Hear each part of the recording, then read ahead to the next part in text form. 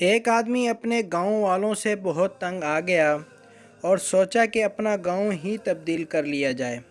وہ کسی اچھے گاؤں کی تلاش میں نکل کھڑا ہوا۔ ایک گاؤں کے پاس پہنچا تو سامنے ایک حکمت برے بزرگ کو پایا۔ اس نے بزرگ سے پوچھا کہ یہ گاؤں کیسا ہے، اس کے باسی کیسے ہیں۔ بزرگ نے اس سے پوچھا کہ تم کیوں پوچھ رہے ہو؟ اس شخص نے بتایا کہ میں اپنے گاؤں والوں سے بہت تنگ ہوں اور اپنا گاؤں چھوڑنا چاہتا ہوں۔ میرے گاؤں کے لوگ بہت متکبر ہیں اور تعصب کا شکار ہیں۔ مجھے عاجز لوگوں کی تلاش ہے۔ اس بزرگ نے بولا کہ جاؤ اپنا راستہ ناپو، کیونکہ ادھر کے لوگ بھی بہت برے ہیں۔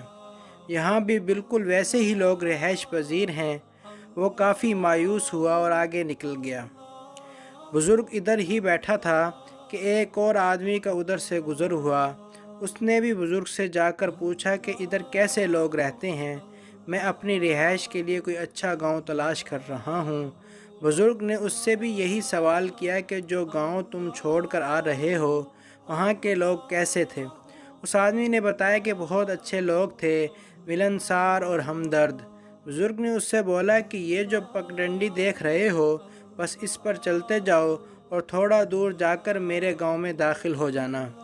یہاں کے لوگ بھی بہت اچھے، ملنسار، خوش اخلاق اور ہمدرد ہیں۔ وہ آدمی خوشی خوشی اس کے گاؤں روانہ ہو گیا، وہیں رہائش پذیر ہو گیا۔ حاصل سبق انسان جیسا خود ہوتا ہے اسے دنیا اور زمانہ بالکل ویسے ہی نظر آتے ہیں۔ اگر کسی کی دنیا اجڑی ہوئی ہے تو اس میں لوگوں کا ہاتھ بہت کم ہے اور اس کا اپنا ہاتھ بہت زیادہ ہوتا ہے۔ برا آدمی کیونکہ خود بد اخلاق اور شکی ہوتا ہے، وہ ہر ایک کو اپنے جیسا گمان کرتا ہے اور کسی پر اعتبار نہیں کر سکتا۔